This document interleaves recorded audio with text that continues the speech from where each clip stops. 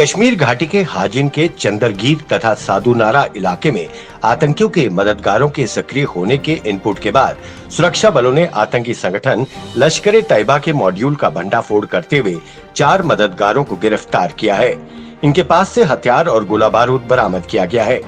ये लोग आतंकियों के लिए ठहरने, खाने पीने और तथा अन्य सुविधाएं मुहैया करवाते थे। जम्मू कश्मीर में 14 जुलाई से पर्यटन चरणबद्ध तरीके से खोला जाएगा।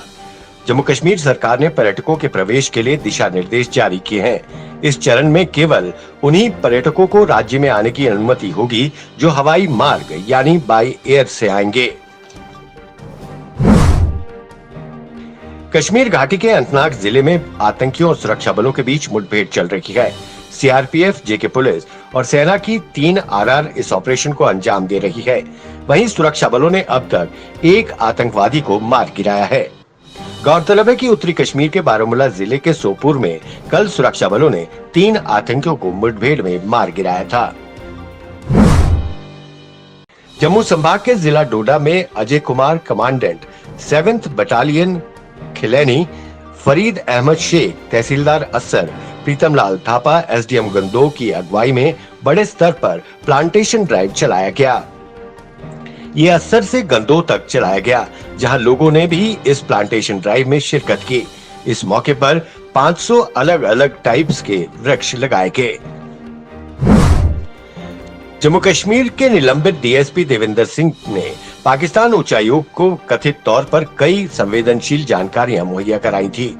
अधिकारियों ने कहा कि पाकिस्तान उच्चायोग देवेंद्र को गोपनीय जानकारी निकलवाने के लिए तैयार कर रहा था। मध्य प्रदेश की तर्ज पर राजस्थान में कांग्रेस की सरकार गिराने की पटकथा लिखने में घर के भेदी यानी भाजपा सांसद ज्योतिरादित्य सिंधिया की अहम भूमिका बताई जा रही है। सूत्र बताते हैं कि सचिन पायलट सिंधिया के संपर्क में है और कुछ विधायकों को बेहतर भविष्य का आश्वासन खुद सिंधिया ने दिया है। दिल्ली पुलिस की स्पेशल सेल की जांच में उत्तर पूर्वी दिल्ली में फरवरी महीने में हुए दंगों के मामले में बड़ा खुलासा हुआ है। दिल्ली में हुए दंगों की साजिश में गिरफ्तार खालिद सैफी के बैंक खातों में सिंगापुर से भी पैसा आता था। कई अरब देशों से भी खालिद व दंगों में अन्य आरोपियों के बैंक खातों में पैसा आता था। मुंबई फिल्म जगत के प्रसिद्ध कपूर खानदान की पाकिस्तान के पेशावर शहर में स्थित ऐतिहासिक खानदानी हवेली पर ढहने का खतरा मंडरा रहा है। इसके मौजूदा मालिक जौहरी हाजी मोहम्मद इसरार इसे गिराकर कमर्शियल कॉम्प्लेक्स बनाने पर अड़े हैं। मध्य प्रदेश के मुख्यमंत्री शिवराज सिंह चौहान ने मंत्रिमंडल विस्तार के 11वें दिन विभागों का बंटवारा कर दिया है। इसके साथ ही उन्होंने विभागों में भी फेरबदल किया है। गृह मंत्री नरोत्तम मिश्रा से स्वास्थ्य विभाग छीनकर सिंधिया समर्थक डॉक्टर प्रभुराम चौधरी को दे दिया गया है। सिंधिया समर्थकों को उनके पसंद के विभाग सौंपे गए हैं। भारत ने पश्चिमी क्षेत्र में सेनाओं के पूरी तरह से पीछे हटने और भारतीय सेना के अपने पेट्रोलिंग पोस्ट पर वापस जाने के बाद नक्शे के आदान प्रदान के लिए चीनी पक्ष को आगे बढ़ाने की योजना बनाई है। इससे एक दूसरे के दावे की पुष्टि और वास्तविक नियंत्रण रेखा एलएसी का पता चल जाएगा। इसके बाद प्रबंधन और पेट्रोलिंग प्रोटोकॉल आसान हो जाएगा। देश में पिछले 24 घंटों में कोरोना के 28,701 नए मामले सामने आए हैं और 500 लोगों की मौत हुई है। इसके बाद देश भर में कोरोना पॉजिटिव मामलों की संख्या बढ़कर 8,78,254 हो गई है। तो वहीं अब तक 23,174 लोग इस महामारी से अपनी जान गंवा चुके हैं। पहले कर्नाटक में सरकार गई, फिर मध्य प्रदेश में, अब राजस्थान की कांग्रेस सरकार पर संकट के बादल मंडरा रहे हैं।